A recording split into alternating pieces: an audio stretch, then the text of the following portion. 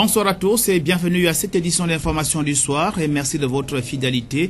Au sommaire de cette édition d'information, signature du contrat de partenariat ce matin entre l'État gabonais via le ministère de la Communication et l'entreprise sud-coréenne KT Corporation. Ce contrat porte sur l'extension des travaux de construction de la phase 1 du plan backbone national gabonais. Vous aurez les détails au cours de cette édition d'information. Rebonsoir à tous. Sur le volet social, le mois de décembre marque c'est le mois de la nativité qui marque la naissance de Jésus-Christ de Nazareth.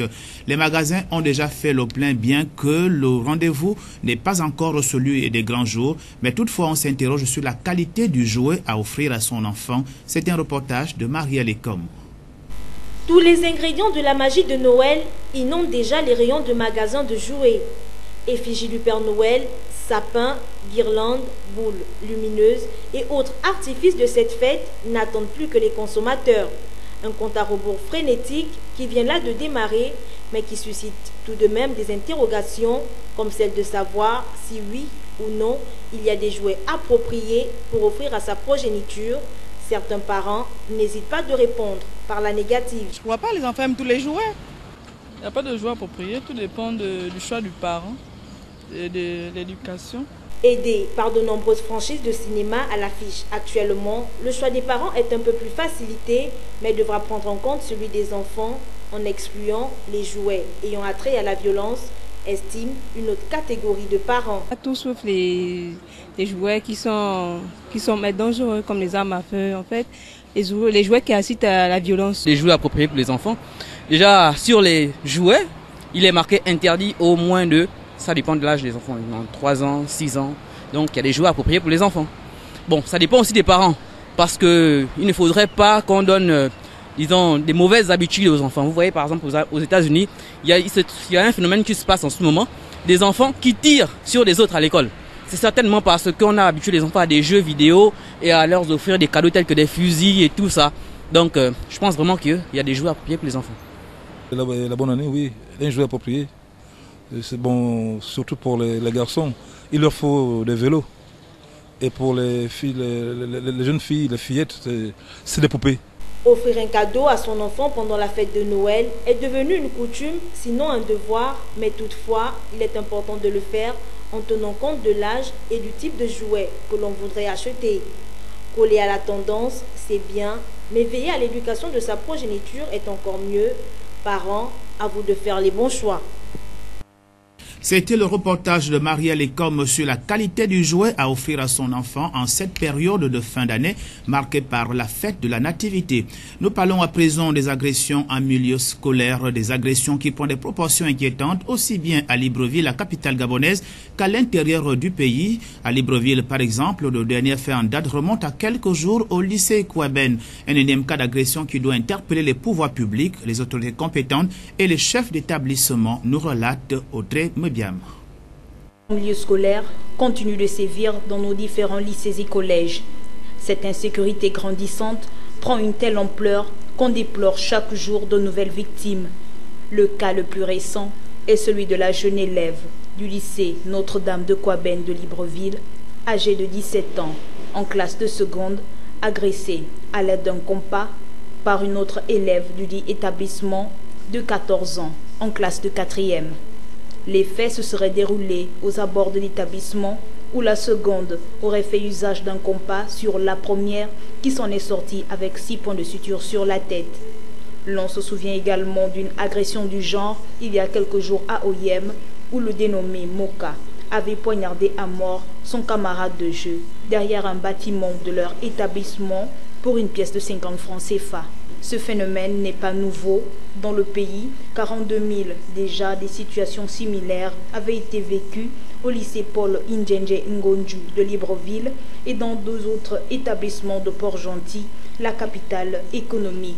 Ce sont là un ensemble des faits, ajoutés à ceux qui passent sous silence, qui, à quelques jours de la fin de l'année, devraient inquiéter non seulement le corps enseignant, mais également les observateurs du monde éducatif gabonais qui craignent le dépassement d'un seuil de non-retour pour pallier les insuffisances sécuritaires à l'intérieur et à l'extérieur des établissements scolaires. À l'intérieur du pays, notamment à Port-Gentil, la capitale économique, suite aux doléances posées par les habitants du quartier Fin-Goudron-Salsa, le groupe Jeune Premier, avec sa tête Marc Thiago, a répondu favorablement à l'appel des concitoyens. Iriel Nansimber, Kuna Média Plus, Port-Gentil, reportage. C'est toujours dans le cadre de ses actions sociales à travers son groupe Jeune Premier que Marc Thiago, suite aux doléances des riverains de Fin-Goudron-Salsa, a aidé à la réhabilitation des ponts de cette zone qui, comme beaucoup d'autres quartiers, est sujette à des inondations. C'est par le biais du mouvement Jeune Pointu qui a sollicité son soutien. Nous avons ici le problème des inondations. Donc les eaux, quand il pleut, vraiment, nous sommes vraiment dans l'eau, des familles s'inondent et c'est pas facile pour nous de sortir de nos maisons pour atteindre Fin-Goudron. Aujourd'hui, par la réalisation de ces travaux, ça peut un temps peu pénaliser, à nous aider un peu à sortir facilement. De l'autre côté aussi, il faut quand même parler, c'est un problème d'eau. Les conduites d'eau aussi au niveau de poteaux, d'électricité aussi. Parce que comme vous pouvez regarder, il y a des câbles qui sont carrément mis à même à même le sol. Donc lorsqu'il y a des pluies, on peut imaginer un peu les dégâts que ça peut causer. Nous ne sommes pas à l'abri de l'insécurité de ce côté. Nous avons un problème ici, c'est les inondations. Et cette année-ci, comment dirais-je, il y a un groupe qui a été bien sollicité, le groupe des Jeunes Pointus. Ce consortium-là, c'est un consortium créé dans le social, en fait pour aider la population. Comme vous avez bien ici regardé, ce pont a été réalisé par des jeunes chrétiens.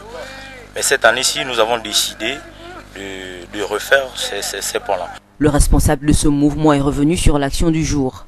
Si on s'est mobilisé aujourd'hui, c'est pour effectivement inaugurer la réalisation de nos ponts parce que c'était à la demande de la population. Je pense que la population se sent plainte. Aujourd'hui, on a réalisé. Donc c'est vraiment un plaisir. Aujourd'hui, moi vraiment j'encourage Marc parce que je pense que c'est pas tout le monde qui arrive à faire comme lui. Pour ce qui est des projets futurs, ce dernier est confiant quant au soutien inconditionnel de Marc Thiago. Je n'espère pas, je sais qu'il le fera parce que j'ai foi en lui, j'ai confiance en lui.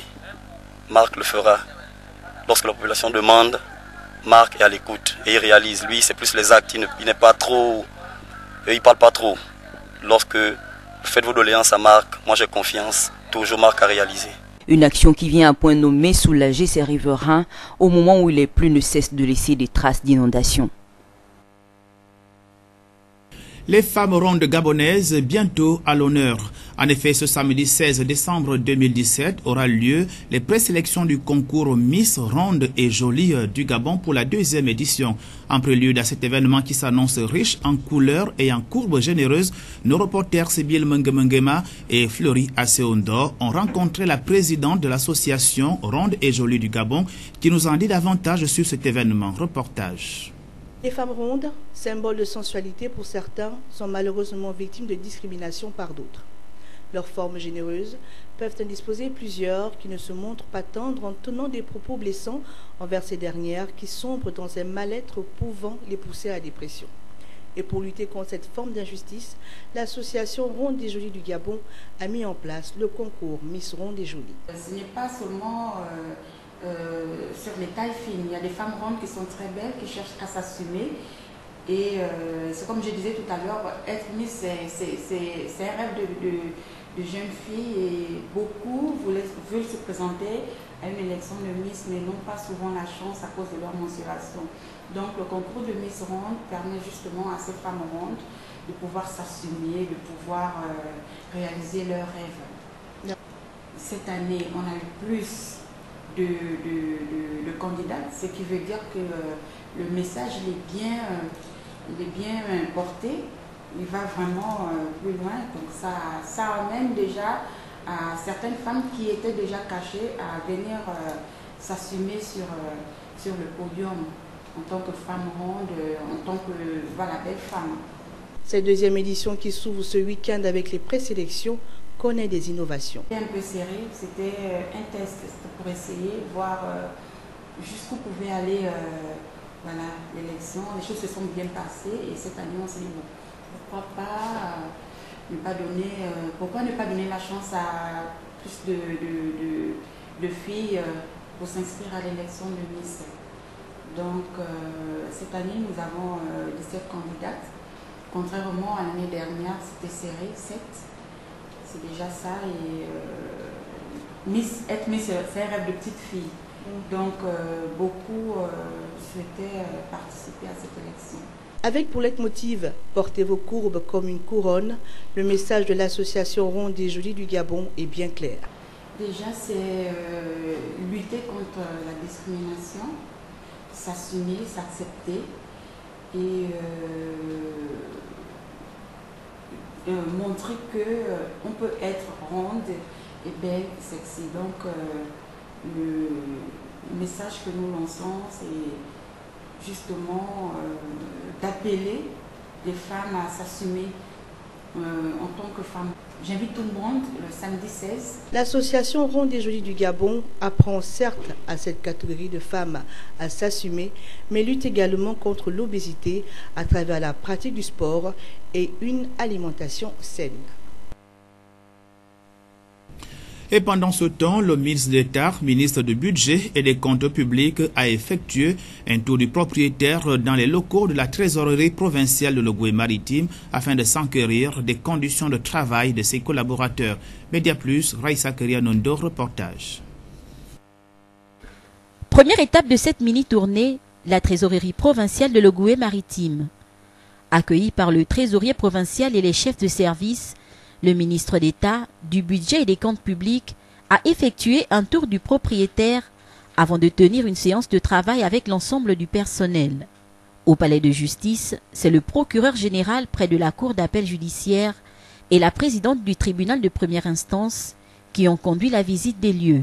Le bâtiment connaît plusieurs difficultés, parmi lesquelles l'électricité, l'étanchéité et la vétusté des plafonds dont une partie s'est écroulée. Les chantiers routiers du quartier Le Champ et Pont Amina cité Otando, confiés à l'entreprise Mika Service et à l'abandon, ont constitué la trame de ces visites. Le membre du gouvernement a instruit les responsables de ces travaux à œuvrer pour leur reprise et achèvement. Notons qu'au cours de ces visites, le ministre d'État du Budget et des Comptes publics était accompagné du gouverneur de province.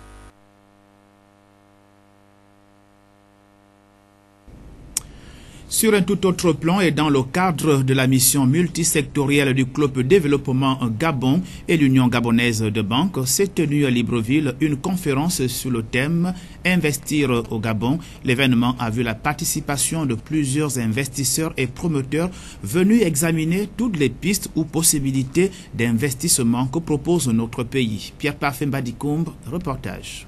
Le Club Afrique Développement du groupe Attijari Wafa Banque et l'Union gabonaise de banques ont organisé les 13 et 14 décembre 2017 à Libreville la 6e mission multisectorielle de l'année autour du thème « Investir au Gabon ». Ce rendez-vous d'affaires entre entrepreneurs africains intervient dans un contexte marqué par la chute drastique du prix des matières premières, notamment du baril de pétrole. Pour y faire face, l'État gabonais a mis en place un plan de relance de l'économie avec 3 objectifs principaux. Ramener les finances publiques à équilibre, relancer et diversifier l'économie, réduire la pauvreté et créer des emplois. Un plan présenté aux entreprises et investisseurs par Madeleine Baird, ministre de la Promotion des Investissements, lors de son mot d'ouverture. Le suivi et l'accompagnement des investisseurs reste une préoccupation fondamentale du gouvernement gabonais.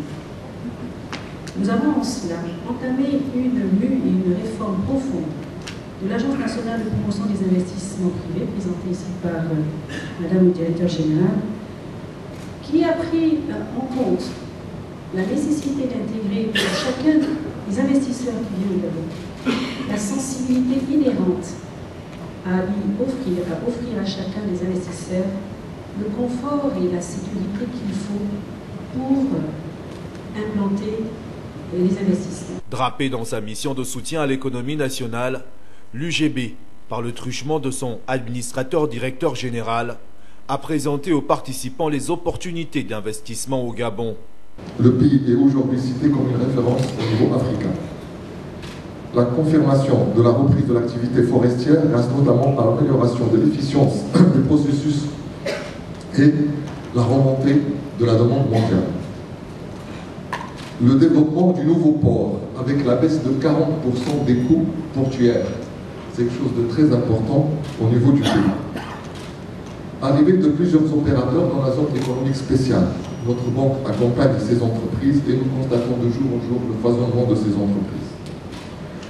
Démarrage de nouvelles usines, des usines de farine, usines de l'huile de palme, et puis le fonctionnement à plein régime de l'industrie de manganèse avec les usines qui démarrent, et puis le cours de manganèse qui sont à des niveaux records. Cette liste, qui est loin d'être exhaustive, montre bien une accélération du changement dans le pays. L'Union gabonaise de banque est la deuxième banque du pays, accompagne activement ce mouvement. Conscient du potentiel de développement dans les partenariats entre les pays africains, l'UGB contribue activement et massivement au financement de l'économie gabonaise, accompagne le financement des projets d'infrastructure. Présente à cet événement, Mouna Kadiri a présenté le Club Afrique Développement qu'elle dirige. Et pour rappel, pour ceux qui ne s'en souviennent pas, ce Club Afrique Développement est le fruit de la dynamique du Forum international Afrique Développement, initié par notre actionnaire de référence, la SNI, Fonds d'investissement panafricain, en 2010. Aujourd'hui, nous en sommes à 5 éditions. Et au terme de ces 5 éditions, nous avons pu faire réunir 7000 opérateurs économiques qui sont venus de 30 pays du continent. Et nous avons pu faire générer, n'est-ce pas, M. Taïdi, près de 17 000 rendez-vous d'affaires en l'espace de 7 ans. Très vite, les discours officiels ont été suivis d'une conférence sur le thème « Relance de l'économie, investissez maintenant au Gabon », parrainée par la ministre de la Promotion des Investissements. 2 panels ont marqué ce moment. Le premier a présenté le cadre d'investissement au Gabon.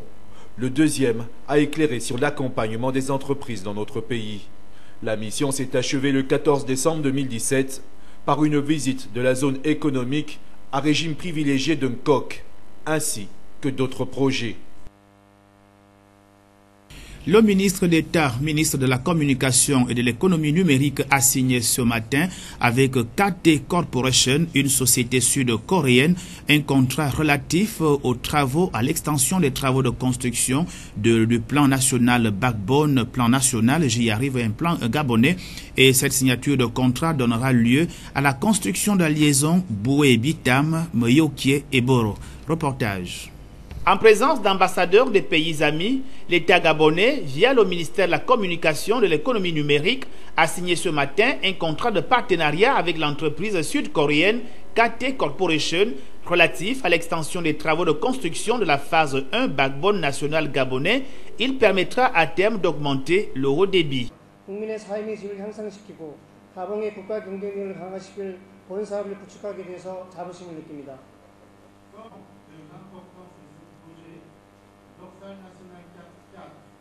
qui est initié par le plan quinquennal du Gabon numérique et qui va améliorer considérablement l'accès aux services de haut débit à l'échelle nationale. La signature de ce contrat vient à point nommé et traduit les efforts consentis par les pouvoirs publics en la matière. Le dit projet va permettre une meilleure circulation de l'information à haut débit au niveau national en prenant en compte tous les secteurs d'activité et complète ainsi d'autres réalisations déjà opérationnelles ou en cours de l'être.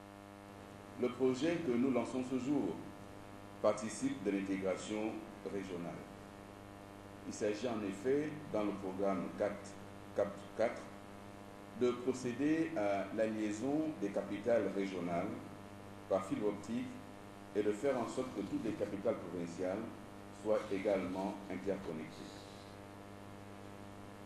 Nous voulons, à ce stade de notre propos, indiquer qu'au terme de la procédure d'appel d'offres qui a été conduite par la Banque mondiale avec l'implication pleine et entière de la NINF, nous sommes maintenant parvenus à la sélection de l'opérateur qui va nous accompagner.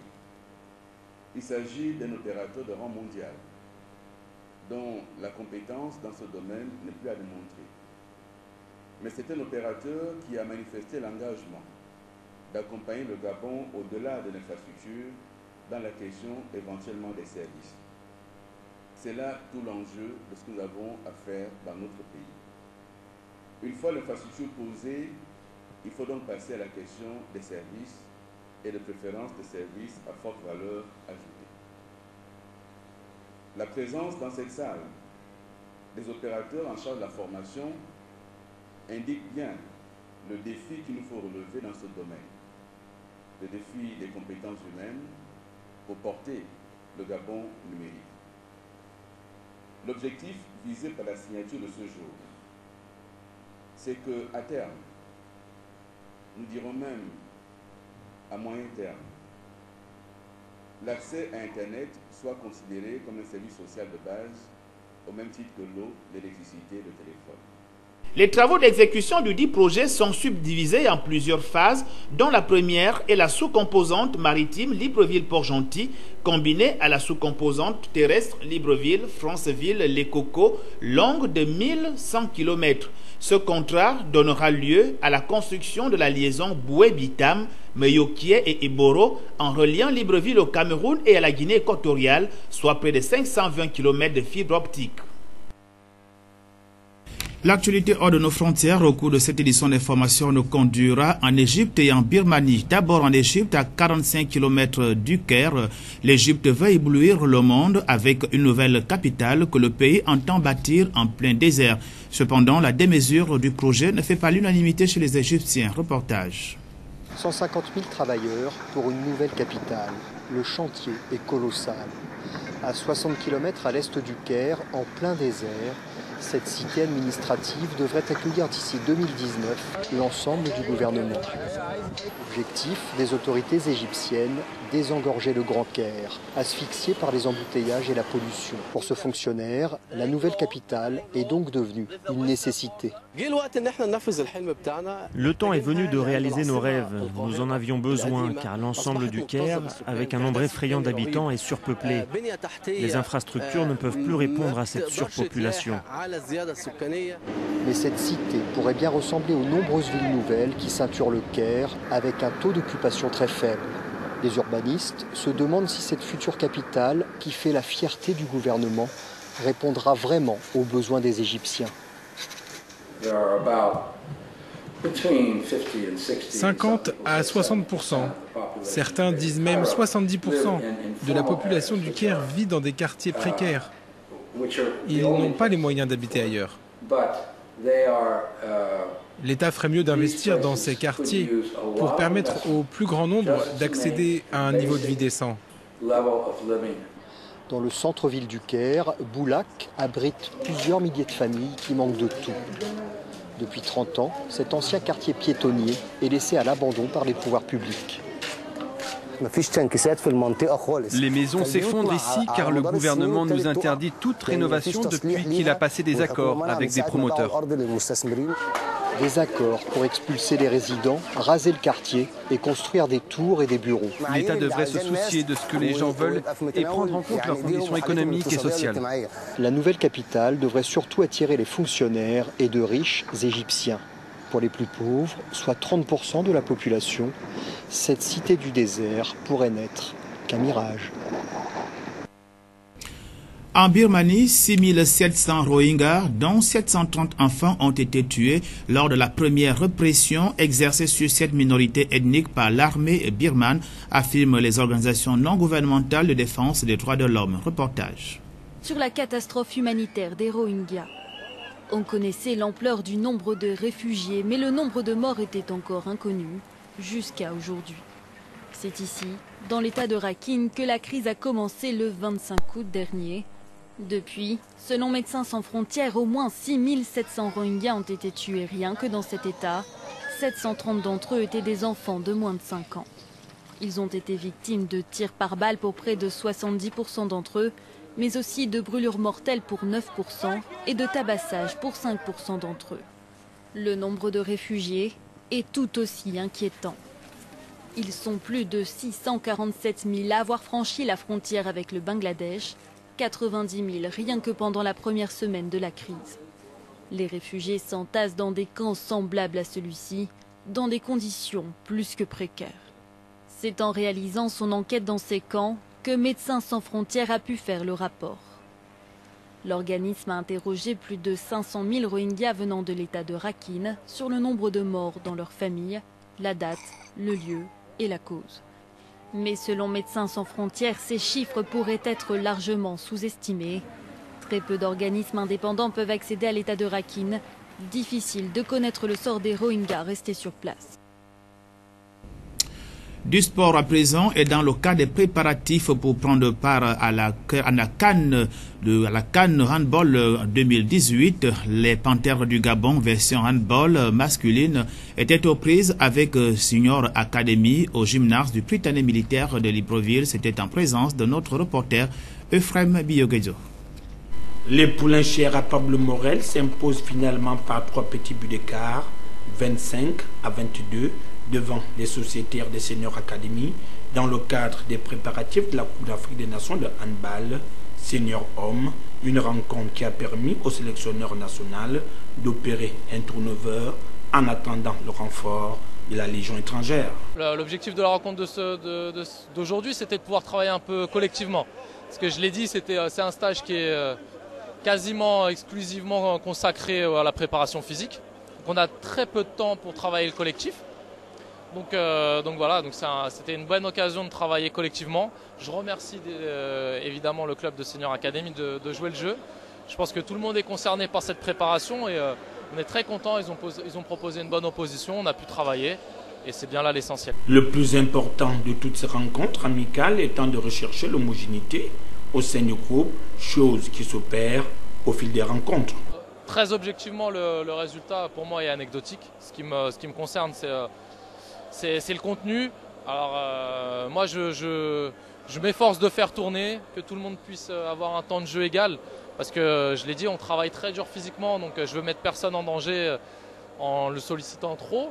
Voilà, donc moi je me suis concentré sur essayer de travailler collectivement, faire jouer tout le monde pour pas puiser dans les énergies. Parce qu'encore une fois ils sont fatigués. Et puis voilà, tant mieux si c'était serré, ça nous permet de gérer des moments de match un peu tendus et c'est bien pour l'apprentissage. La formation des Senior Academy a tout de même présenté un beau visage face aux tricolores à la recherche d'une notoriété sur le plan africain. Avant de nous séparer, voici à présent votre rubrique Expression libre. La question du jour vous a été posée comme tous les jours par Rosine Ndjeyangwe, à savoir dans quelle province du Gabon trouve-t-on le pont de la Bagno? Dans quelle province se trouve le pont de la Bagno? Je crois que c'est dans l'Angoulé. Dans quelle province se trouve le pont de la Bagno? La province de la Nyanga. Dans la Nyanga. Dans quelle province se trouve le pont de la Bagno? Le pont de la Bagno se trouve dans la province de la Nyanga. Bonjour. Oui. Dans quelle province se trouve le pont de la Bagno? C'est à Tchibanga. C'est dans la province de la Nyanga. Et ainsi s'achève ce journal de la soirée sur TVS. Merci de l'avoir regardé. S'il plaît à Dieu le Très-Haut, je vous retrouve demain à la même heure.